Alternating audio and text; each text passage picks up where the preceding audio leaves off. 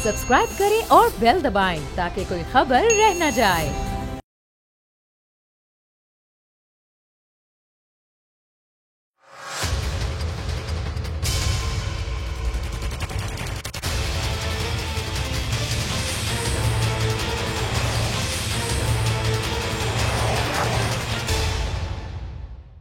अस्सलाम वालेकुम, आप देख रहे हैं प्रोग्राम बस बहुत हो गया। मैं हूं अरबाब जहांगीर। वजीर आजम इमरान खान ने नवाज शरीफ को बरतानिया से वापस लाने का ऐलान कर दिया। कहा है कि नवाज शरीफ को डिपोर्ट करवाने के लिए बरतानिया भी जाना पड़ा तो जाऊंगा, खुद बरतानवी वजीर आजम से भी बात करूंगा। वजीर आजम ने इंटरव्यू देते हुए क्या कहा, सुनिए। अब सवाल यह पैदा होता है कि मुल्क का जो पैसा बाहर है उसे वापस लाने के लिए वजीर आजम ने आवाम से वादे किए थे। इन 2.25 सालों में इस हवाले से अब तक उन्होंने किस किस मुल्क के वजीर आजम से बात की।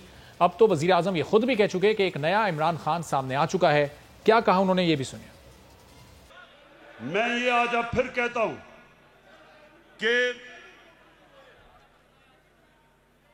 कि अब से कोई इनको वीआईपी जेल नहीं मिलेंगे, इनको आम कैदियों की तरह हम रखेंगे। ये जो ऑपोजिशन है, इन्होंने एक इमरान खान देखा है। आराम आराम से मैं इनको कहता था, अच्छा जी प्रोडक्शन ऑर्डर देना है तो चलो बुला लो असेंबली में, और इस तरह की चीजें। ये जो आप सुने जरा, ये जो अब आप इमरान खान देखेंगे, ये एक मुख्तलिफ इमरान खान आने लगा। लेकिन पुराने इमरान खान ने हुकूमत में आने से पहले और हुकूमत में आने के बाद जो वादे अवाम से किए थे, जो मंशूर पाकिस्तान के अवाम के सामने रखा था, उस पर अब तक कितना अमल हुआ और कौन कौन से वादे पूरे हुए? क्या 1 करोड़ नौकरियां पाकिस्तान के लोगों को मिल गईं? क्या 50 लाख घर बन गए? चले 1 करोड़ नौकरियां नहीं तो क्या सिर्फ 10 लाख नौकरियां लोगों को मिली? क्या 5 लाख घरों की तामीर ही मुमकिन हो सकी? क्या गरीब और अमीर के लिए मुल्क में कानून एक हो गया? और क्या पुलिस का निजाम पूरे मुल्क में दुरुस्त हो गया? क्या कराची को रोशनियों का शहर बना लिया गया? कराची की हालत सुधारनी थी। क्या कराची वालों से किया गया वादा पूरा किया गया? और हर गरीब को खाने पीने की चीजें सस्ती मिलना क्या शुरू हो गई?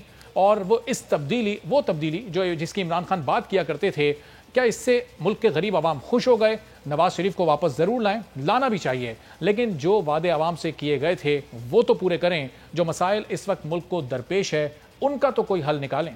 तो ज़ुबैर साहब, वज़ीर आज़म ने आज जो इंटरव्यू दिया उसमें कह रहे हैं कि 15 जनवरी से पहले मियां नवाज शरीफ साहब को मैं वापस लाऊंगा, खुद बोरिस जॉनसन से बात करूंगा। बदले हुए इमरान खान अपने आप को पहले कह चुके हैं। अब ये बदला हुआ इमरान खान कितना खतरनाक हो सकता है आपके लिए? हमारे लिए नहीं, वो हैं वज़ीर पाकिस्तान के। अब पाकिस्तान को उनको जो भी जिस तरह से भी वो आए हैं, उनको पाकिस्तान के 22 करोड़ अवाम की खिदमत करनी है। और खिदमत कैसे करनी है? बेरोजगारी खत्म करके, महंगाई खत्म करके, ये जो आपका बेरोजगारी है, गुर्बत खत्म करके या कम करके, ये उनका मैंडेट है। ये मैंडेट छोड़ इसके अलावा वो सब चीजों पर बात करते हैं। आप मुझे ये बता दें कि ये मैंडेट है कि 15 जनवरी मैं जाऊंगा बोरिस जॉनसन। पहले तो माफ करें मेरी लैंग्वेज को कि हमारे प्राइम मिनिस्टर को अलिफ बे नहीं पता कि अपना इनका मैंडेट कहाँ से शुरू होता है कहाँ खत्म होता है, वो तो कर चले, अपना नहीं पता। बरतानिया का एक सिस्टम है जो आपको भी पता होगा। बोरिस जॉनसन से बात करें या ना बात करें, उससे क्या ताल्लुक है? क्या उनका सिस्टम वो कोई क्यूबा है कि जो रूलर ने डिसाइड कर दिया, या कोई अरब कंट्री है कि जो रूलर ने डिसाइड कर दिया, उनको फोन कर दिया किसी को कि ये नवाज शरीफ को इनके साथ भेज दे? मतलब बच्चे वाली बात है। आई मीन, एक तरफ तो ये कहते थे, मैं जितना समझता हूँ वेस्टर्न डेमोक्रेसीज को कोई समझता नहीं है, कितना मैं रहा हूँ। Prime minister of UK has nothing to do with this कि जी ये बात करेंगे। सिर्फ क्या है, मैं आपको बताता हूँ क्यों कर रही, क्योंकि बाकी काम हो नहीं रहा, बाकी कोई डिलीवरी हो नहीं रही है। पाकिस्तान के अवाम आज से 2.5 साल पहले आज ज्यादा अच्छे हैं या 2.5 साल पहले ज्यादा अच्छे? जाहिर सी बात है 2.5 साल पहले ज्यादा अच्छे थे। चाहे ग्रोथ है, गुर्बत है, महंगाई है, हर चीज खराब हो गई है, कर्जे बढ़ गए हैं, हर चीज खराब हो गई। तो अब वो उस पर तो बात होती नहीं, मुंह पर ऐसे हाथ फेर के कहते, जैसे कॉलेज के नहीं वो कहते थे, वो भी मतलब मैं अपने कॉलेज या स्कूल के जमाने में नहीं मैं वो करूंगा जो ये 70 साल के प्राइम मिनिस्टर बैठ के कर रहे हैं इस किस्म की हरकतें। तो ज़ुबैर साहब, ये अब एक फ्रस्ट्रेशन दिखाई दे रही है हुकूमत में मियां साहब को वापस लाने के हवाले से। वफाकी वज़रा भी इसी से मुतालिक बात कर रहे हैं। क्या मियां साहब को भेजना अभी अपनी गलती तस्लीम करते हैं कि उस वक्त इन्होंने अपनी डॉक्टर्स को करते हैं कि रिपोर्ट जो सामने आई उस मुगालते में इन्होंने भेज दिया, वापस भेजने के बाद अभी इन्हें लग रहा है कि बड़ी गलती कर दी इन्होंने? वो बिल्कुल सही है। Politics is very important. इनको शो केस करना है अपने सपोर्टर्स को कि जी हमारे से गलती हुई थी, अब हम वो गलती का मुदावा करने जा रहे हैं। लेकिन मैं ये कह रहा हूँ कि वो सारे मिनिस्टर्स जो बैठ के बातें करते, एक प्रोसेस होता है। जिस मिनिस्ट्री का ताल्लुक है, लेट दैट मिनिस्ट्री वर्क। अगर उन्होंने मंगवाने के लिए एक्सेडिशन के लिए जो भी एफर्ट कर, लेकिन वो पाकिस्तान का कौमी एजेंडा नहीं बन सकता कि जी आप उसको लेके अगर काम कर रहे हैं और पूरी कौम जो है आपने उस तरफ लगा दी है, बजाय कि अवाम के जो मसले हैं उसको हल करने के लिए। तो फ्रस्ट्रेशन तो है, जो प्रेशर बिल्टअप हो रहा है हर रोज की बुनियाद पर, ऑपोजिशन के जलसे कामयाब हो रहे हैं, मरीम नवाज पॉपुलर से पॉपुलर होती चली जा रही हैं, इमरान खान थ्रेटन्ड फील करते हैं और फ्रस्ट्रेटेड फील करते हैं कि जी मेरे से डिलीवरी हो नहीं रही। जो जब हुकूमत में नहीं थे तो जितनी आसानी से बातें करते थे कि इतने 2.5 करोड़ बच्चे स्कूल नहीं जाते हैं, तो उसमें से एक बच्चा भी आपने भेजा है। 50 लाख लोगों को घर बना के देने थे, 2.5 साल हो चुके हैं, अभी तक पहला एक घर नहीं बना। 1 करोड़ नौकरियां मिलनी थी, 60 लाख नौकरियां जा चुकी है जब से आए हैं। I mean it's all over. आज जो जस्टिस फाइज ईसा के केस का फैसला है उसके बेसिस पर तो इमरान खान को तो रिजाइन कर देना चाहिए। अच्छा जुबैर साहब, एक और उन्होंने गलती की बात की कि आपकी जो मुलाकात हुई थी आर्मी चीफ से, उन्होंने आपका नहीं लेकिन नून लीग का नाम इस्तेमाल किया, लेकिन ज़ाहिर मुलाकात आपकी हुई थी, कि वो बड़ी गलती थी नून लीग की। तो क्या आप वाकई इसको सियासी तौर पर अपनी गलती तस्लीम करते हैं? यार देखिए, एक तो पहले आप इसी मुल्क में रहते हैं और आपको पता है वो है माशाल्लाह कि पाकिस्तान में बहुत पॉलिटिशियंस मिलते रहते हैं चीफ ऑफ आर्मी साहब। अब उसमें 2 चीजें होती हैं। एक तो ये है कि असूली तौर पर जुबैर साहब बात अपनी जारी रखिएगा। अली मोहम्मद खान साहब भी हमें ज्वाइन कर चुके हैं, आप अपनी बात कंटिन्यू कीजिए। अली साहब भी लाइन पे हैं। जी जुबैर साहब। एक होता है कि जी आप आर्मी चीफ से जाके मिलते हैं और आपसे पब्लिक में आके कहते हैं कि आर्मी चीफ से कोई आपने रिलीफ नहीं मांगना, क्योंकि आप पब्लिक आपका पोस्ट ये है कि army should not be involve in politics, और दूसरा आप जाके उनसे रिलीफ मांगते, वो गलत होता है। ये गलत थोड़ा होता है कि आप हेलो हाय करें और आप खाने पर जाएं और आप जाके एक जनरल डिस्कशन करें और आप रिपीटेडली ये कहें। मुझे क्यों नहीं जवाब दे देते? ISPS जवाब देते, इनके पास तो सारी टेपें होंगी ना। कह दें कि जुबैर साहब मांगने आए थे, बता दें कि मांगने आए थे। जब ISPS चीफ ने भी फर्स्ट टाइम ऐलान किया था तो उन्होंने आधा सच बोला था कि जी जुबैर साहब आए थे और उन्होंने मरीम नवाज और नवाज शरीफ के हवाले से बात की। बाकी सच भी तो बोल देते। ये नहीं उन्होंने कहा था कि जी आप जुबैर साहब, ज़ाहिर है उस मुलाकात के बाद जो अभी हम गुफ्तगू कर रहे थे, ज़ाहिर मियां साहब का बयानिया बहुत अग्रेसिव हो गया। उसके बाद उनकी तकारीर पर भी पाबंदी लग गई। अब वज़ीर आज़म उनको वापस लाने की भी बातें कर रहे हैं। तो अब नून लीग का थिंक टैंक क्या सोच रहा है? ज़ाहिर है आप उनके तर्जुमान हैं। देखिए, हमने तो वो उन कमजोरियों की निशानदेही करनी है जो ये इस हुकूमत डिलीवर नहीं कर सकती है। हमारा बयानिया बिल्कुल सख्त नहीं हुआ, हमारा बयानिया आइन के मुताबिक है। उस आइन के मुताबिक हर इंस्टीट्यूशन की हदूद मुकर्रर है। उस हदूद से अगर कोई बाहर निकलेगा तो हमारा फर्ज बनता है एज ऑपोजिशन कि हम वो पॉइंट आउट करें। अगर कोई चीज अभी जिस तरह से कराची का जो ऑपरेशन हुआ है उसमें बाकी सब छोड़ दें, अगर 2 बाकी इदारे इन्वॉल्व हैं जो दोनों रिपोर्ट करते हैं प्राइम मिनिस्टर को और दोनों का ताल्लुक मिलिट्री से है, तो हम पॉइंट आउट ना करें?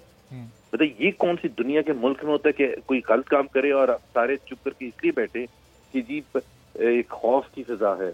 तो हम बिल्कुल एहतराम करते हैं, हर एक का एहतराम करते हैं, और ये बिल्कुल उसी तरह से जैसे मैं और आप और हर एक का अपना अपना काम है।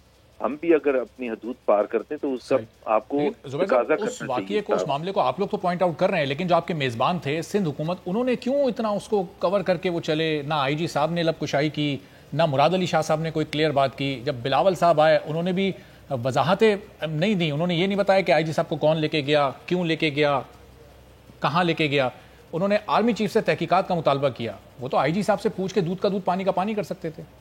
एक तरफ तो नवाज शरीफ का कहते हैं कि बयानिया बड़ा सख्त है और वो नाम लेके बात करते, तो वो भी क्रिटिसाइज करते हैं, और बिलावल भुट्टो ने नाम लेके अपनी बात की तो वो भी क्रिटिसाइज करते।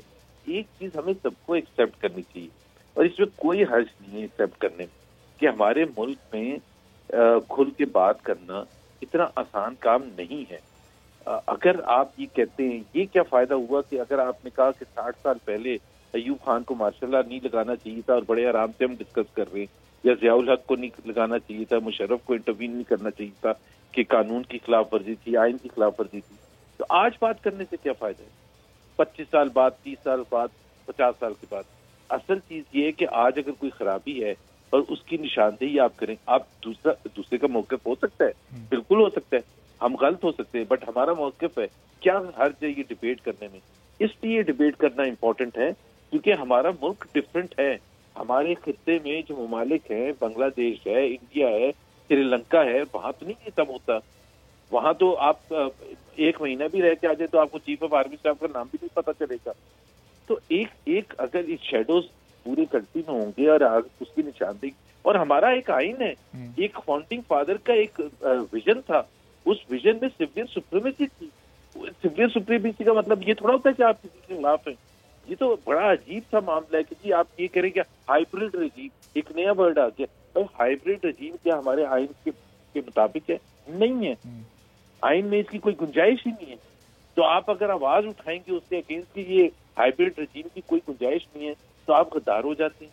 ये तो देखे ना, या तो हम फिर अपने लब सीने और चुप करके बैठ जाए, और फिर फैज अहमद फैज की तो आप उनके नज़्मों को और उनके सारे जो वो उनकी शायरी है उसकी तारीफ करें, लेकिन जब वो जिंदा थे तो उस वक्त जेल में उनको घसीट दिया जाता था वही शेर लिखने पर।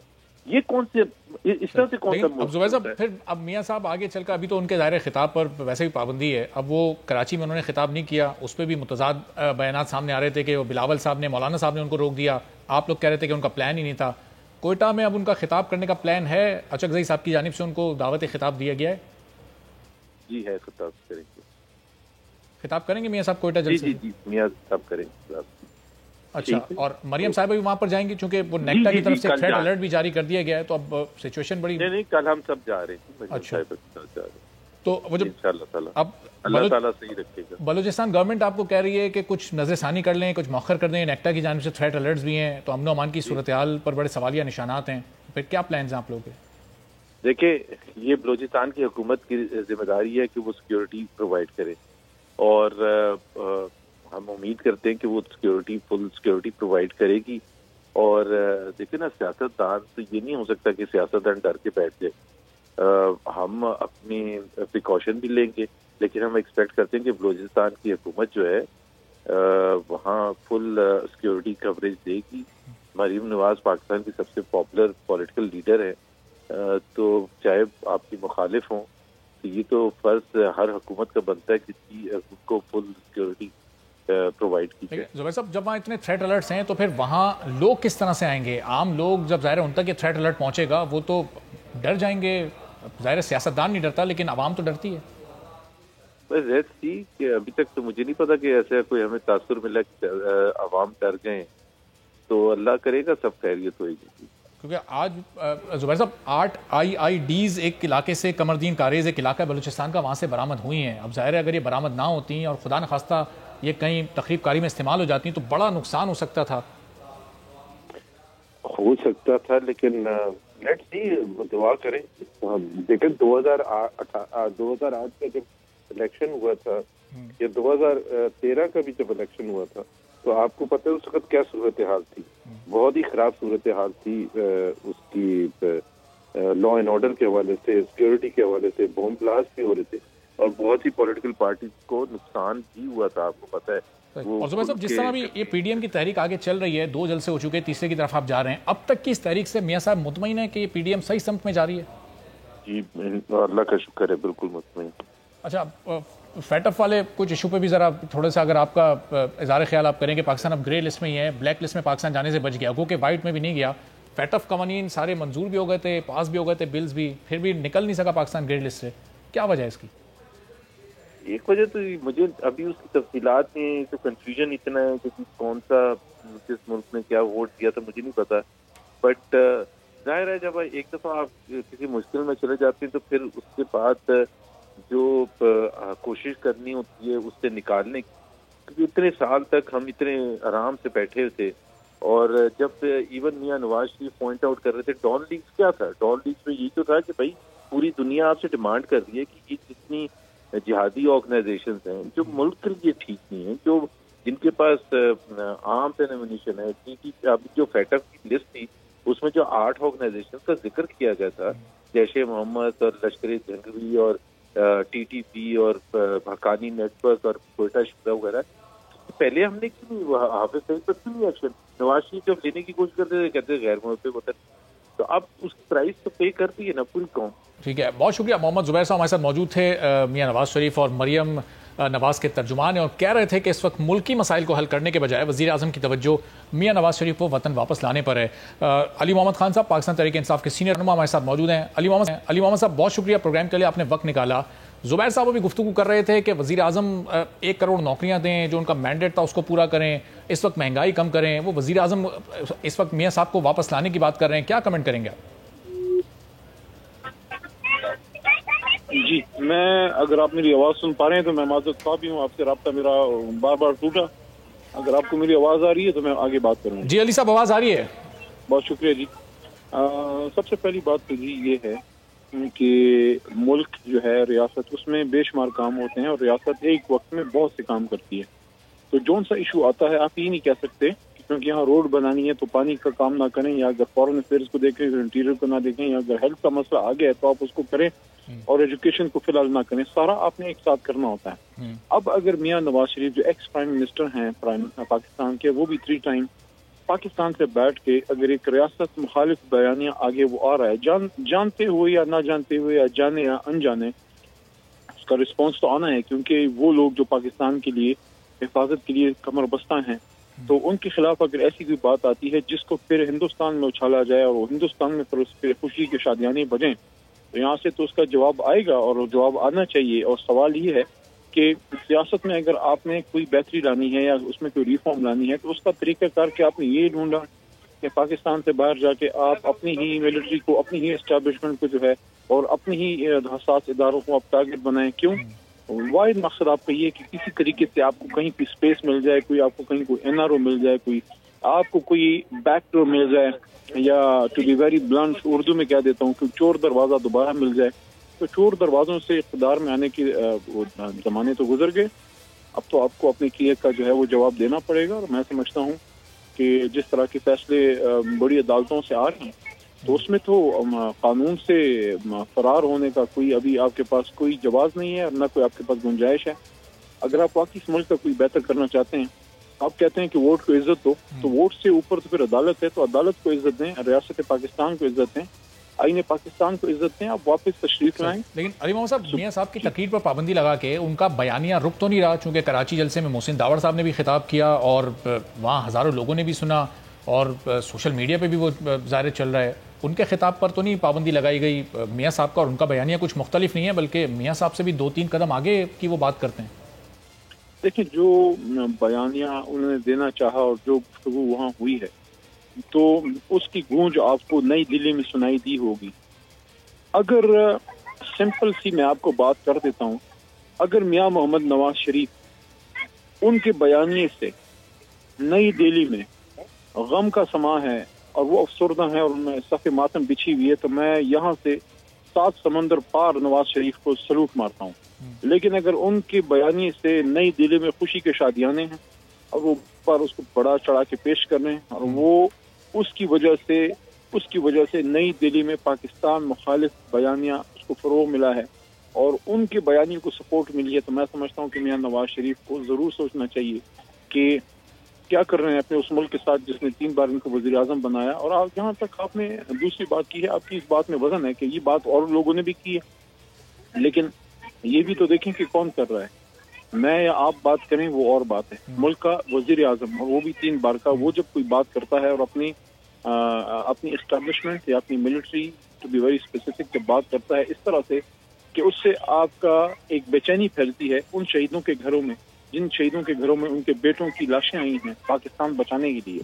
तो मैं समझता हूँ कि अगर वो समझते हैं कि पाकिस्तान का कोई बेहतर करना चाहते हैं, तो इस बयानी को तब्दील करें, वापस पाकिस्तान आए अदालतों का सामना करें और अपने केसेस में जवाब। अली मोहम्मद साहब, फिर हुकूमती तरजीहात का सवाल भी पैदा होता है ना कि जो इस वक्त मुल्क की सूरत हाल है, जो आवाम इस वक्त महंगाई की चक्की में पिस रही है, क्या हुकूमत की तरजीहात में वो शामिल नहीं है जो मियाँ साहब के केस में इस वक्त उलझे हुए हैं? वज़ीर आज़म जहाँ जिक्र करते हैं, जहाँ बात करते हैं, उन्होंने कहा कि अब एक नया इमरान खान आपको देखने को मिलेगा। वो नया इमरान खान अगर अवामी मसाइल के हल के लिए देखने को मिलता तो लोग भी इस वक्त वाह वाह कर रहे होते। इंशाल्लाह जो नए मसाइल हैं उस पर भी अमल होगा, उस पे उसके हल के लिए भी कोशिश हो रही है, होगी। सबसे बड़ा जो चैलेंज है महंगाई, उसकी जिनको कंट्रोल किया जा रहा है, इंशाल्लाह आप मुस्तकबिल करीब में देखेंगे कि महंगाई भी कम होगी और बाकी जो रेमिटेंसेस बढ़े हैं, जो करंट अकाउंट डेफिसिट कम हुआ है, जो आपकी एक्सपोर्ट बढ़ रही है, आपका जो कंस्ट्रक्शन सेक्टर जो है बढ़ रहा है, आपके ऑटोमोबाइल सेक्टर में जो है वो इंक्रीज आई है, बेहतरी आई है। बहुत शुक्रिया। अली मोहम्मद खान साहब पाकिस्तान तहरीक इंसाफ के सीनियर रहनुमा हमारे साथ मौजूद थे और बता रहे थे कि रियासत के तमाम मामलात एक साथ चलते हैं और इसीलिए इस वक्त वज़ीर आज़म मियां नवाज शरीफ को वापस लाने की बात भी कर रहे हैं। लेकिन दूसरी तरफ जो दूसरे मामलात हैं, जो महंगाई से मुतालिक चीज़ें हैं, उससे मुतालिक उन्होंने कहा कि आने वाले वक्तों में अच्छी खबरें सुनने को मिलेंगी और पूरी हुकूमती मशीनरी इस वक्त इस पर काम भी कर रही है। अभी एक ब्रेक लेंगे और ब्रेक के बाद जब वापस आएंगे तो फैटफ से पाकिस्तान का नाम वाइट लिस्ट में नहीं जा सका है। फैटफ ने पाकिस्तान को ग्रे लिस्ट में ही रखा है, जबकि गुज़िश्ता रोज़ पाकिस्तान की जानिब से इस मामले पर बिल भी पास करवाए गए थे, कानून साजी भी हुई थी, हुकूमत और अपोजिशन में काफ़ी अनबन भी इस मामले पर हुई थी, लेकिन फिर भी हुकूमत कामयाब हो गई थी तमाम कवानीन को पास करवाने में। इसके बावजूद फैटफ ने पाकिस्तान को वाइट लिस्ट में नहीं इंक्लूड किया। इसकी क्या वजूहत रहीं, कहाँ कहाँ पाकिस्तान की कमियां और खामियां रह गईं, इस पर बात करेंगे। माहिर माशियात हमारे साथ मौजूद होंगे। एक ब्रेक के बाद हमारे साथ रहिए।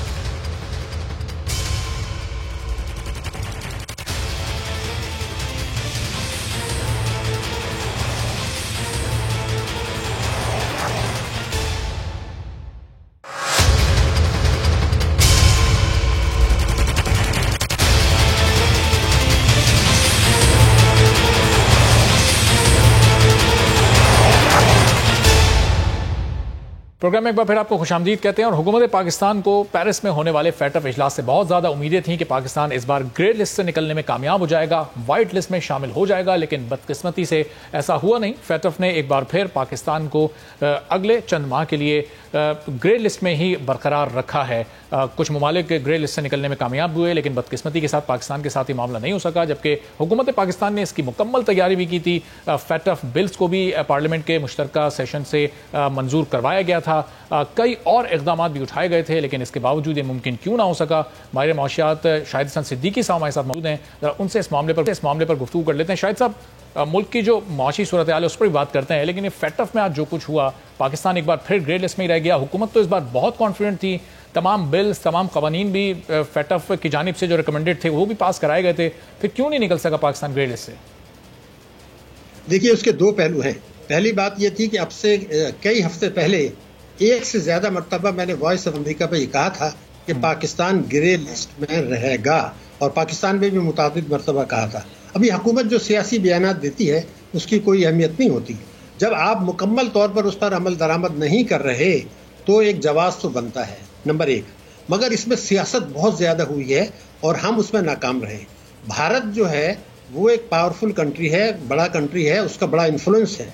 उन्होंने एशिया पैसिफिक ग्रुप जो इनका है उसकी तरफ से पाकिस्तान के खिलाफ एक सख्त तरीन रिपोर्ट निकाली, जिसमें इंतहाई गंदे अल्फाज इस्तेमाल किए पाकिस्तान के लिए, और उनकी कोशिश ये थी कि खुदा न खास्ता पाकिस्तान को ब्लैक लिस्ट में डाला जाए, जिसका इनकार मैंने कहा था कि 0% है। दुनिया की कोई ताकत पाकिस्तान को ब्लैक लिस्ट में नहीं डाल सकती। मगर हमने उनको एक तो जवाब दिया कि 6 पॉइंट्स पर हमने अमल दरामद नहीं किया।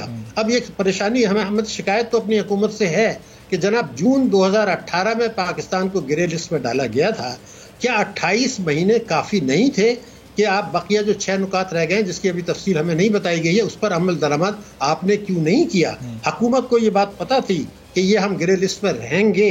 अब वो सियासी बयान देते रहे। जैसे मैंने कहा कि मैंने तो मुतादिद मरतबा लिखा भी है, अखबारात में भी आया, चैनल्स पर भी आया, इंटरनेशनल मीडिया में भी कहा कि हम एक्सटेंड हो जाएंगे, लेकिन भारत नाकाम होगा कि वो हमें ब्लैक लिस्ट पर डाल दे। एक तो ये चीज़ है। दूसरे कि इसमें हम कितनी परेशानी की कोई बात नहीं है। अगर उन्होंने एक्सटेंड कर दिया है तो कोई पाकिस्तान कोई छोटा मुल्क नहीं है, ना ऐसा कोई कमजोर मुल्क नहीं है, कोई बड़ा फर्क नहीं पड़ने वाला। IMF भी हमें कर्जे दे रहा है, वर्ल्ड बैंक भी दे रहा है, सरमायाकारी भी जो थोड़ी बहुत है वो आ रही है, कोई बड़ा फर्क नहीं पड़ रहा है। हम उस झटके को संभालने की पूरी सलाहियत रखते हैं। हाँ, ये एक सवाल पैदा हो रहा है कि मैं अपनी हुकूमत से कहता हूं कि भाई आप सियासी झगड़ों में पड़ गए, अपोजिशन भी सियासी झगड़ों में पड़ गई। खुदा के लिए ये एक चीज़ है, इसमें एक साहब को आप अलग जिम्मेदारी डाल दें, वो एक एक पॉइंट्स पर रिपोर्ट पेश करें, प्राइम मिनिस्टर को रिपोर्ट पेश करें, मुकम्मल अमल दरामद करें। टेरर फाइनेंसिंग वाले बिल भी पास करा लिए गए, जो मनी लॉन्ड्रिंग वाले बिल थे उनको भी पास करवा लिया गया। फिर ये वजह क्या बनी? क्या इस वक्त जो मुल्क की अंदरूनी दाखिली सूरत हाल है, ये तहरीक चल रही है हुकूमत के खिलाफ, क्या इसको भी देखा गया होगा? क्या इस पर भी नजर रखी गई होगी कि किस तरह के बयानात इस वक्त मियां साहब की तरफ से, अपोजिशन जमातों की तरफ से आ रहे हैं? क्या ये फैक्टर्स भी इसमें काबिल गौर होते हैं?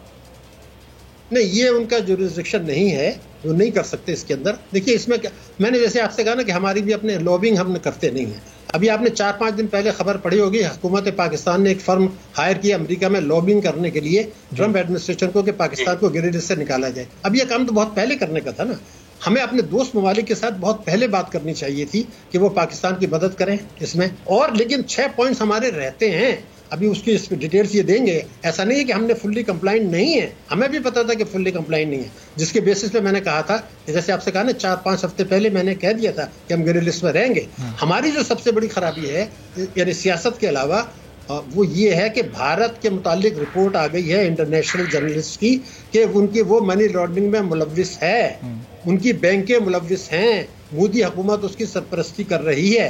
तो जब भारत मेरे मुल्क पर रोज इल्जाम लगाता है मनी लॉन्ड्रिंग का, टेरर फाइनेंसिंग का, तो हमने क्यों नहीं कहा कि जरा भारत को भी तो ग्रे लिस्ट में डालें? एक तो ये हमारी गलती है, ये करनी चाहिए थी। जो आप बात कर रहे हैं वो इसलिए अहम है कि हमने तो इतने सख्त कवानीन बना दिए कि उसमें ह्यूमन राइट्स की वायलेशन भी हो गई।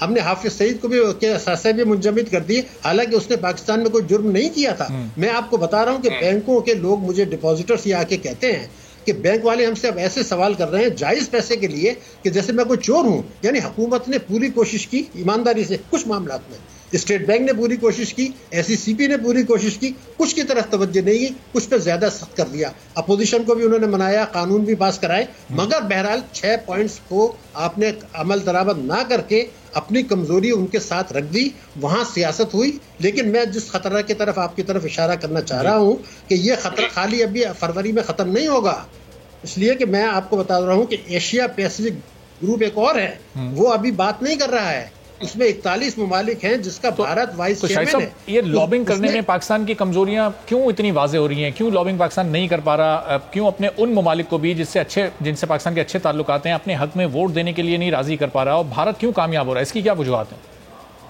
देखिए, भारत का तो हमें बुरा लगे या भला लगे, एक बड़ा मुल्क है। अब भारत के जो चीन के साथ तजारती ताल्लुकात हैं, इन्वेस्टमेंट के ताल्लुकात हैं, वो पाकिस्तान की टोटल तजारत से ज्यादा हैं। भारत को आप कुछ भी कहें, वो कितना बड़ा गुंडागर्दी कर रहे हैं, ह्यूमन राइट्स की वायलेशन कर रहे हैं, एक बड़ा मुल्क है, एक ताकतवर मुल्क है। वो भारत अमेरिका का स्ट्रेटेजिक पार्टनर है, दुनिया की सबसे बड़ी जमहूरियत है। भारत और चीन की तिजारत का हजम हमारी टोटल तिजारत जो दुनिया भर से उससे ज्यादा है। तो जब एक बड़ा मुल्क, हमारी मईशत अगर मजबूत हो जाएगी, हमारे पास भी वसाइल हैं, हम भी सियासत से निकले, तो हमारा भी असर रसूख होगा। अब बदकिस्मती से सही मानों में चाइना के अलावा हमारा कोई बड़ा सपोर्टर नहीं है, मगर चाइना भी अब अपने आप को एक रेस्पॉन्सिबल मुल्क पेश कर रहा है। ये ग्रे लिस्ट में रहने से क्या पाकिस्तान की ओवरऑल मईशत पर या पाकिस्तान की खासतौर पर एक्सपोर्ट्स पर कोई फर्क पड़ सकता है? क्या पाकिस्तान के ताल्लुकात कुछ ममालिक से मुतासर हो सकते हैं? ऐसी सिचुएशन पैदा हो सकती है कि पाकिस्तान की मईशत को इसका धचका लगे?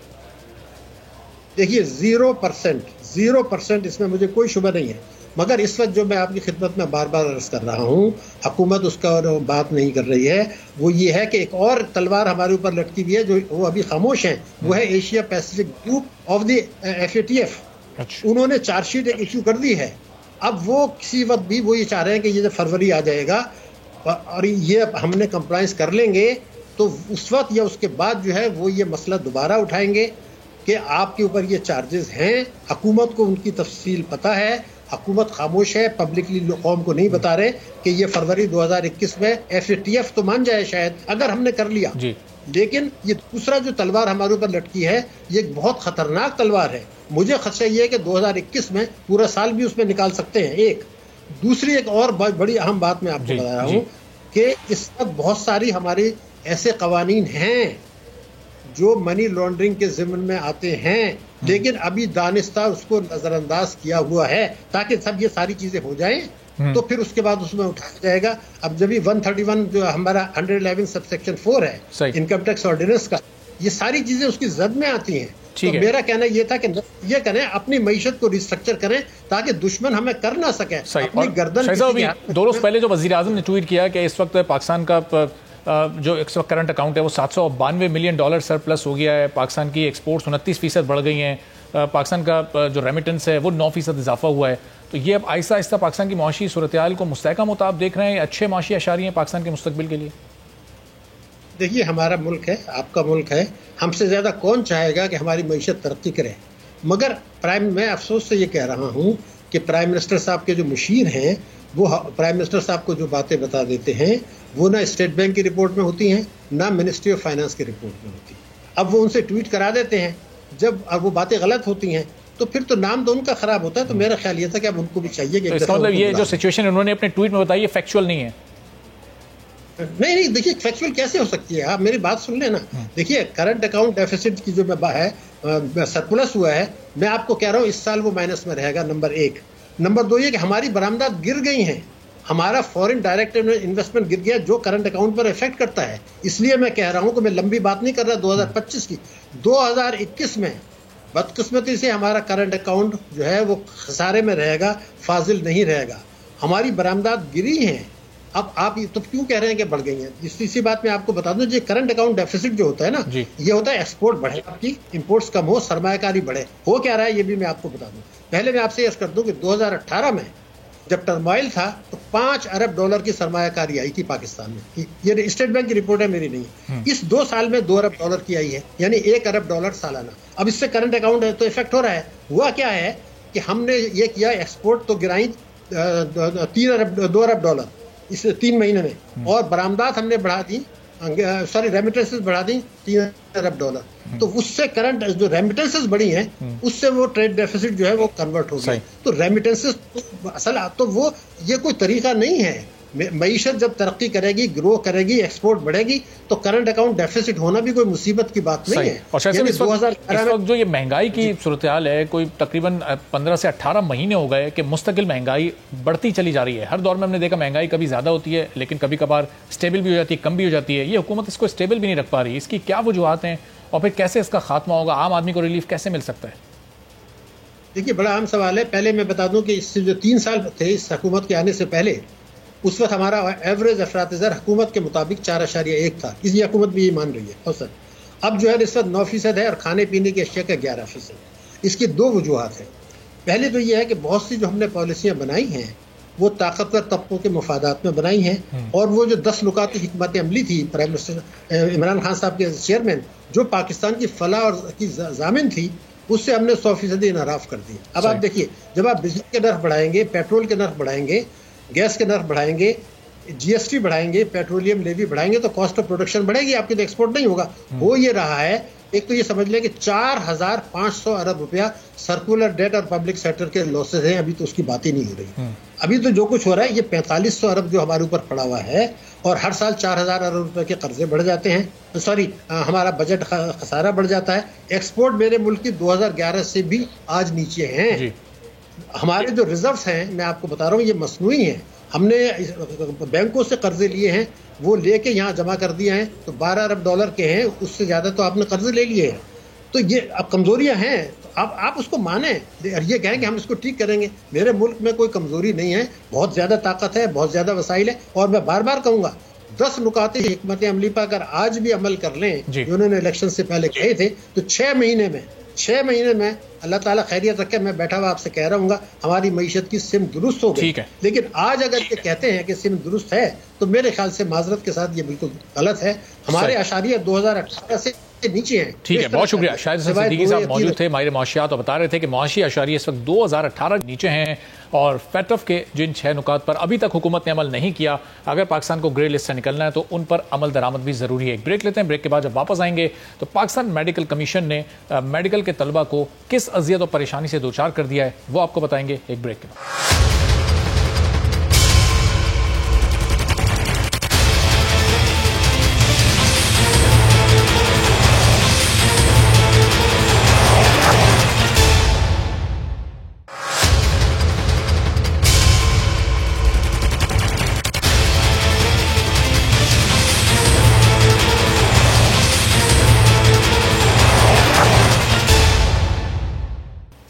प्रोग्राम में एक बार फिर आपको खुशामदीद कहते हैं। और मेडिकल में दाखिले के एंट्री टेस्ट में अब सिर्फ 20 दिन का वक्त रह गया है और ऐन आखिरी वक्त में पीएमसी यानी पाकिस्तान मेडिकल कमीशन ने तलबा को सख्त जहनी अजियत में मुब्तला कर दिया है। पीएमसी के कानून के मुताबिक इस साल पहली बार पूरे मुल्क में तलबा एक ही एंट्री टेस्ट देंगे, सबको एक ही सिलेबस के तहत ये इम्तिहान देना होगा। लेकिन यहाँ मसला यह है कि आज तक हर सूबे और हर इदारे का सिलेबस अलग रहा है। पीएमसी ने इम्तिहानात के लिए 15 नवंबर की तारीख का ऐलान तो कर दिया, लेकिन सिलेबस अब जारी किया गया जब इम्तिहानात में 1 माह से भी कम का वक्त रह गया। तलबा को यह डर है कि वो 6 माह से जो पढ़ रहे हैं, अगर उस इम्तिहान में से उसमें कुछ भी ऐसा ना आया उस इम्तिहान में और आउट ऑफ सिलेबस पूरा पेपर आ गया तो उनका मुस्तकबिल लग जाएगा। तलबा इस सिलसिले में क्या कह रहे हैं, जरा ये आप सुनिए। दोबारा ट्वीट की कि आप लोगों ने अपना प्रोविंशियल सिलेबस फॉलो करना है, मगर रिसेंटली 19 अक्टूबर को इन्होंने दोबारा अनाउंसमेंट कर दी कि आप लोगों ने नम्स का सिलेबस फॉलो करना है, जो कि काफी हद तक ज्यादा सिलेबस है, जो हम सबसे नहीं हो सकता। ये सिलेबस ना कि सिर्फ ज्यादा है, मसला ये भी है कि हमारे यहाँ बुक्स में आंसर डिफरेंट आते हैं, दूसरों की बुक्स में आंसर डिफरेंट है। पीएमसी ने अब जो हमें सिलेबस दिया है वो नम्स के एग्जैक्ट कॉपी है, जिसकी वजह से हम जो पंजाब वाले हैं उनके लिए 150 टॉपिक्स न्यू ऐड हो जाते हैं, इसलिए जो कि अब ये 20 दिन में करना हमारे लिए पॉसिबल ही नहीं है। और उसके साथ साथ हर सूबे की जो किताब है उसमें सेम टॉपिक के लिए भी डिफरेंट डाटा लिखा हुआ है, तो उसमें से हम किस चीज़ को जो है वो वैलिड माने और किस चीज़ को ना करें वो भी जो है वो एक कंफ्यूजिंग है। अब तलबा में जैसे जैसे बेचैनी बढ़ी तो पीएमसी ने एक बयान जारी किया जिसमें कहा गया है कि इन इम्तिहानात के लिए इस साल कोई नया निसाब जारी नहीं किया जाएगा, मगर बाद में जो सिलेबस जारी किया गया उस पर तलबा ने फिर नाराज़गी का इजहार किया और उनका एक कहना है कि निसाब दरअसल national university of medical sciences का ही निसाब है जिसे नकल किया गया है। क्या कहा तलबा ने, ये भी सुनिए। आज वीसी पीएमसी ने यह कहा कि जो नम्स में एक भी एमसीक्यू आउट ऑफ सिलेबस नहीं था, हालांकि ये बात बिल्कुल गलत है। हम ये साबित कर सकते हैं कि most of the MCQs in nums were exactly copied from federal books, उनकी एग्जैक्ट लाइंस थी और वो इन्फॉर्मेशन हमारी बुक्स में मौजूद नहीं है। अब इस पूरे मामले पर हमने बात करने के लिए पाकिस्तान मेडिकल कमीशन के ऑफिशियल्स मोहम्मद अली रजा साहब से रब्ता किया, उन्होंने वक्त नहीं दिया, उन्होंने अपना मौक़िफ़ देने से इनकार किया। सदर पीएमसी तकी अशरफ साहब से रब्ता किया गया, उन्होंने कहा वो इस मामले पर बात नहीं कर सकते। तो कुछ स्टूडेंट्स ही मुख्तलिफ शहरों से मुल्क भर से हमारे साथ मौजूद हैं और उनसे ही जानते हैं कि आखिर उनकी प्रॉब्लम क्या है और कोशिश करेंगे कि हम इनकी आवाज़ बने और इनका मसला हल करवाने में इनकी मदद भी की जा सके। मुनीबा यास्मीन टोबर टेक सिंह से हमारे साथ मौजूद हैं, सैयद इफ्तिखार लाहौर से ताल्लुक़ रखते हैं और उसामा राजा भी हमारे साथ मौजूद हैं। तो मुनीबा ज़रा बताइएगा ये इशू है क्या आप लोगों को प्रॉब्लम आ रही है, पीएमसी ने पहले क्या कहा था, अब क्या कहा है, ज़रा वजाहत कीजिएगा इस। सर एक्चुअली हम लोग इस दफ़ा चूँकि कोरोना की वजह से तकरीबन मई में ये अनाउंस हो चुका था कि जो एफएससी के एग्ज़ाम्स हैं वो नहीं होंगे, और तब से हम लोग जो है अपने यूएचएस का अनाउंस्ड जो सिलेबस था उसके हिसाब से तैयारी करें। यूएचएस का जो सिलेबस होता है वो हमारी एफएससी की फुल बुक्स नहीं होती, कुछ उसमें से स्पेसिफिक टॉपिक्स होते हैं, कुछ स्पेसिफिक चैप्टर्स होते हैं। ये बात नोट करने की कि वो फुल बुक्स नहीं होती हमारी, तो हम लोग जो है उसी की प्रेपरेशन कर रहे थे क्योंकि एग्ज़ाम्स तो हमारे होने नहीं थे, हम लोग उन स्पेसिफिक चैप्टर्स की कर रहे थे। तो जो हमें क्या मालूम था कि पीएमडीसी को ये ख़त्म कर देंगे और पीएमसी को ले लेंगे, हम तो यूएचएस के हवाले से तैयारी कर रहे थे। हमें जो है 6 सितंबर को अनाउंस किया गया कि आपका यूएचएस का टेस्ट होगा 18 अक्टूबर को। हम लोग यूएचएस का सिलेबस फॉलो कर रहे हैं, उसके हिसाब से तैयारी कर रहे हैं। अचानक से जी 22 सितंबर को हमें पता चलता है कि पीएमडीसी डिसॉल्व हो गई है, पीएमसी आ गई है, और पीएमसी ने 25 सितंबर को ये अनाउंस कर दिया कि जी हम लोग नेशनल एमडी कैट लेंगे। ऐसा कभी भी पूरे मुल्क में नहीं हुआ कि नेशनल एमडी कैट लिया जाएगा। उन्होंने फिर 2 अक्टूबर को ये अनाउंस किया कि जो आपका सिलेबस होगा वो नम्स का सिलेबस होगा। अब आप ये बात गौर से सुनिएगा कि जो हमारे यूएचएस का सिलेबस है और नम्स का सिलेबस है उसमें यूएचएस की निस्बत नम्स के सिलेबस में 150 एडिशनल टॉपिक्स हैं। अच्छा। और यही नहीं, उसमें 30 टॉपिक्स ऐसे हैं नम्स के सिलेबस में जो कि हमारी पंजाब टेक्स्ट बुक में है ही नहीं। मैं आपको वो दिखा सकती हूँ, ऐसे टॉपिक जो हमारी बुक्स में ही नहीं है और उस सिलेबस में थे, नम्स के सिलेबस में। तो वो जब बच्चों ने प्रोटेस्ट किया तो उन्होंने 7 अक्टूबर को दोबारा से नोटिफिकेशन जारी कर दिया कि आप लोग अपना यूएचएस का सिलेबस, प्लीज मेरी बात पूरी सुन लीजिएगा, कि अपना यूएचएस का सिलेबस ही फॉलो करें। हमें वापस से यूएचएस सिलेबस की तरफ लगा दिया, हम लोग उसके हिसाब से तैयारी कर रहे थे। उन्होंने 16 अक्टूबर को अनाउंस कर दी, टेस्ट की डेट के 15 नवंबर को है, और वो ये अनाउंस कर चुके थे 7 अक्टूबर के नोटिफिकेशन में कि हमारा जो है यूएचएस के सिलेबस के हिसाब से ही टेस्ट होगा, और इस दफ़ा जो नेशनल एमडी कैट है पीएमसी की तरफ से कोई सिलेबस अनाउंस नहीं किया जाएगा। जबकि अपनी ही बात पे, अपने अल्फाज पे वो कायम नहीं रहे। मुझे अफसोस होता है कहते हुए कि हमारी हुकूमत इतनी बड़ी ये अथॉरिटी है, ये अपने अल्फाज पे ही कायम नहीं रह सकते। 7 अक्टूबर के बिल्कुल बरक्स जो उन्होंने नोटिफिकेशन दिया था, उन्होंने 19 अक्टूबर को सिलेबस जो है वो जारी कर दिया, जो कि सेम वही था जो नम्स का। अब हमारे टेस्ट को तकरीबन 20 दिन रहते हैं और 150 नए टॉपिक्स हैं, जिसमें से 30 टॉपिक्स ऐसे हैं जो हमारी किताब में नहीं है। हम उन्हें कहाँ से प्रिपेयर करें? ठीक है, चलें मुनीबा, मैं आपकी तरफ वापस आता हूं अभी जरा, कि अब आपकी डिमांड है क्या पीएमसी? दरअसल इफ्तिखार को भी जरा गुफ्तगू में शामिल करते हैं, वो भी आपकी तरह एक स्टूडेंट ही है। इफ्तिखार, अब ये बताएं कि आपकी क्या डिमांड है इस वक्त पीएमसी से, कि आपको वक्त ज्यादा दिया जाए इसकी तैयारी के लिए, या ये सिलेबस में से जो चीज मिसिंग है वो प्रोवाइड की जाए, वो कैसे आप तक पहुंचेगी, कैसे आप लोग तैयारी करेंगे? डिमांड क्या है आपकी पीएमसी से? जी, हमारी जो है वो सिंपल एक ही डिमांड है कि या तो हमें जो पिछला यूएचएस का सिलेबस है वही उसको कंटिन्यू किया जाए, उसको कॉमन सिलेबस के तौर पे एक टेम्पलेट के तौर पे रखा जाए, या अगर इन्होंने यही सिलेबस रखना है तो इसके लिए हमें, अब टाइम की अगर आप बात करें तो हम में से कुछ फ्रेश स्टूडेंट्स हैं, वो जो फ्रेश स्टूडेंट्स हैं अब उनके लिए ये नहीं पता कि 4 मंथ उनको चाहिए, क्योंकि ये 4 मंथ से कॉन्टिन्यूसली यूएचएस का सिलेबस ही पढ़ रहे हैं, ये बात नोट करें। तो अब इन्होंने जो है वो नम्स का सिलेबस दे दिया है। अब नम्स का सिलेबस जो है उसमें इतना जो एक्स्ट्रा है 150 टोटल टॉपिक्स जो हैं जो एक्स्ट्रा है, जो यूएचएस के सिलेबस पे नहीं है। और एक न्यूज चैनल पे हमारे जो वाइस प्रेसिडेंट साहब हैं वो आके कहते हैं कि भाई हमने कॉमन सिलेबस किया है। ये बिल्कुल कॉमन सिलेबस नहीं है, बिल्कुल ये यूटर्न्स ले रहे हैं। और जो इन्होंने अपना नोटिफिकेशन जारी किया था कि हम प्रोविंशियल जो है वो सिलेबस जो एडमिटिंग यूनिवर्सिटी है यानी कि यूएचएस का सिलेबस उससे बाहर कुछ नहीं आएगा। इन्होंने नम्स जो नेशनल यूनिवर्सिटी है जो कि फेडरल के बोर्ड को सिलेबस पे जो है वो टेस्ट लेती है, और उस यूनिवर्सिटी का जो सिलेबस है उसको फोटोकॉपी किया, और ये जो सिलेबस है इस सिलेबस में जो आउटकम्स लिखे हुए हैं सिलेबस में, लर्निंग आउटकम्स, वो सेम बिल्कुल वो है जो फेडरल की बुक की जो है उनकी टेक्स्ट बुक, उस पे जो है वो लर्निंग आउटकम्स लिखे हुए हैं। ठीक है, चलें इफ्तिखार, पॉइंट आपका आगे, आपकी तरफ मैं वापस आता हूँ। उसामा राजा का ताल्लुक मुजफ्फराबाद से है, वो भी स्टूडेंट है, हमारे साथ मौजूद हैं। अब उसामा, ज़ाहिर है सोशल मीडिया पे आज तमाम दिन आप लोगों ने ट्वीट्स किए, वीडियोस भी अपलोड की, ट्रेंड्स भी आप लोगों ने चलाए, लेकिन अगर ये आपकी डिमांड नहीं मानी जाती, चूंकि वक्त बहुत ज़्यादा कम है, तो आप लोग कुछ सोच रहे हैं, कोई प्रोटेस्ट वगैरह करने का इरादा रखते हैं, पीएमसी के ऑफिस जाएंगे? चूंकि हमने भी आज दावत दी अली रजा साहब को, तकी अशरफ साहब को, लेकिन वो नहीं आए। हम चाहते थे कि आप और वो लोग आपस में इंटरेक्ट करें और इस मामले का कोई हल निकले। तो अब फिर आप लोग एज स्टूडेंट्स क्या सोच रहे हैं? सर, सबसे पहले मैं आपका शुक्रिया अदा करता हूँ, आपने हमारा मामला ऊपर ऐवान बाला तक लेके गए। मैं ये बात कहता हूँ, आपको अभी भाई ने बताई होंगी काफी बातें, मामला क्लियर हो गया काफी। मैं आपको 2-3 पॉइंट में ऐड करूंगा। मैं ये ऐड करूंगा कि पीएमसी ने हमें बताया था कि रजिस्ट्रेशन हम लोग करेंगे 26 तारीख के। सर, अब उन्होंने खुद, उनका ट्वीट है, अभी भी आप चेक कर रहे हैं, वो ऑफिशियल उन्होंने ट्वीट उनका पड़ा हुआ है। लेकिन सर उन्होंने रजिस्ट्रेशन जल्दी इसलिए शुरू की क्योंकि सिंध हाई कोर्ट में उनका केस चल रहा है। वो बच्चों को ज्यादा से ज्यादा रजिस्टर करना चाहते हैं, और रजिस्ट्रेशन के लास्ट पे एक प्रोसेस आता है, उसमें हमने टिक करना पड़ता है, वरना हमारी रजिस्ट्रेशन नहीं होती।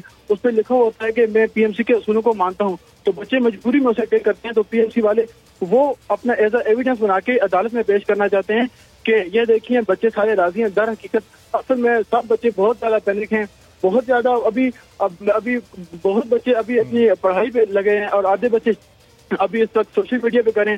अगर हमारे पास टाइम ज्यादा होता, अगर हमारी अभी भी नहीं सुनी गई, तो बहुत से बच्चे अभी भी प्रोटेस्ट करने के तैयार हैं। गवर्नमेंट की पहले ही हालत बहुत अजीब है, बहुत सारे स्टूडेंट्स पहले भी बाहर हैं, और मुल्क में पहले बहुत हंगामा आराई हो रही है। चलें हम कोशिश कर रहे हैं कि इसका कोई हल निकला। मुनीबा, ये बताइएगा कि फिर अब डिमांड क्या आप लोगों की? अगर थोड़ा टाइम पीएमसी आप लोगों को और दे देती है और ये डेट अगर आगे बढ़ जाती है, तो आपका मसला हल हो जाएगा? सर, हमारी डिमांड एक्चुअली ये है, अगर वो डेट हमें जो है सिलेबस के हिसाब से कम 2 महीने हमें मिलने चाहिए, क्योंकि वो जो उन्होंने कॉमन सिलेबस दिया है वो फेडरल की बुक से है, हमें उसको फेडरल की बुक से करने के लिए भी कम 2 महीने चाहिए। प्लस ये कह रहे हैं कि कॉमन सिलेबस आएगा, कॉमन पेपर आएगा, जो उन्होंने सैम्पल पेपर दिया है उसमें भी कॉमन सिलेबस की धज्जियाँ उड़ा दी गई हैं। हमारी किताब में से अक्सर ऐसे क्वेश्चन है जो उसमें है ही नहीं, और अक्सर जो आप सारे जो सूबे हैं, 4 सूबे हैं, 5 सूबे, उनकी बुक्स देख लें, उनकी लाइन्स ही आपस में मैच नहीं करती। अगर वो आसान पेपर बनाएंगे, कॉमन सिलेबस बना देंगे, 2 माह बाद भी हमारा टेस्ट ले लेंगे, तो हमारी तो किताबें ही मैच नहीं करी, हमारी किताब की लाइन्स ही मैच नहीं करी, हम लोग क्या वहाँ पर निशान लगा के आएंगे? हमारा एक ही मुतालबा है कि हमारा यूएचएस का सिलेबस हमें वापस दिया जाए। सही जी। इफ्तिखार, आप भी यही मुतालबा कर रहे हैं कि 2 महीने का टाइम आपको और मिलना चाहिए तैयारी के लिए, ताकि जितना भी ये प्रॉब्लम जो क्रिएट हो रही है, जो आउट ऑफ सिलेबस ये चीज़ें आ गई हैं, इसकी तैयारी का आपको प्रॉपर वक्त मिल सके? सर, मैं इससे एक पॉइंट जो है वो रेज करना चाह रहा हूँ साइड डिस्कशन में कि चलो टेस्ट हो गया नॉर्म्स के सिलेबस पे, तो ये इस बात को क्लियर करें कि वो की जो है वो किस बुक से बनाएंगे। आया वो फेडरल बुक से बनाएंगे, पंजाब से बनाएंगे, केपीके से बनाएंगे, किस बुक से बनाएंगे? और दूसरा ये है कि अगर टाइम जो है वो हमें मैं उनसे एग्री करता हूँ कि जो है वो कम से कम 2 मंथ हमें दें एक्स्ट्रा अगर ये सिलेबस करना है, वरना हमें यूएचएस का पुराना सिलेबस दें। सही। तो उसामा, अब आखिर में आप भी मुख्तसरन बता दीजिएगा, अभी अगर 2 माह का वक्त आपको मिल गया तो ज़ाहिर है आप भी अपने और बहुत सारे दोस्त अहबाब से राब्ते में होंगे, जो तमाम स्टूडेंट्स हैं, तमाम लोग फिर मुतमईन हो जाएंगे। हम कोशिश करेंगे कि इस मामले को आगे भी उठाते रहें और अली रज़ा साहब से बात भी करें। 2 माह का वक्त आप चाहते हैं कि आपको दिया जाए? सर मैं यही कह रहा हूँ, इंशाल्लाह हमें 2 माह का वक्त हमें मिलना चाहिए, क्योंकि ये एटलीस्ट प्रिपरेशन के लिए सर एंटी टेस्ट में ये नहीं होता कि हम एक मतलब टॉपिक पढ़ेंगे वो हमें आ जाएगा। हम 3 मतलब पढ़ते हैं, बाज़ औक़ात एक पेज पे हमें पूरा एक दिन लगाना पड़ता है, क्योंकि उसमें बहुत डीप जाके पढ़ना होता है। फिर हमें टेस्ट देने होते हैं, फिर दोबारा हम रिवाइज करते हैं, फिर कहीं जाके हम इस काबिल होते हैं कि हम लोग जाके एंट्रेंस टेस्ट में बैठें। तो ये 2 महीने कम से कम हमें चाहिए। और ये जो कोर्स है सर, एक बात में और ऐड करना चाहूंगा। अब देखें, नकल के लिए अकल चाहिए होती है सर। इन्होंने जो कोर्स कंटेंट दिए सर, उसमें तरतीब तक चेंज नहीं की, बिल्कुल फेडरल बुक की तरतीब उठा के दी है। अब बहुत ही ऐसे टॉपिक्स हैं जो हमारी बुक्स में है, जब वो एक्टिविटी लिखो इलेक्ट्रोमैग्नेटिक इंडक्शन में, ठीक है, वो हमारी बुक में है। चले, बहुत शुक्रिया उसामा, बहुत शुक्रिया। मुनीबा सैयद इफ्तिखार हमारे साथ मौजूद थे। स्टूडेंट्स और उन तमाम हजारों लाखों स्टूडेंट्स की नुमाइंदगी कर रहे थे जो इस वक्त परेशान हैं, और अब पीएमसी के ऑफिशियल्स को चाहिए कि वो इन तलबा की सहूलत के लिए, इनकी आसानी के लिए कुछ ना कुछ इस मामले पर जरूर सोचें और इसका कोई मुनासिब हल भी निकालें। आज के प्रोग्राम से इजाजत दीजिए, अल्लाह हाफ़िज़।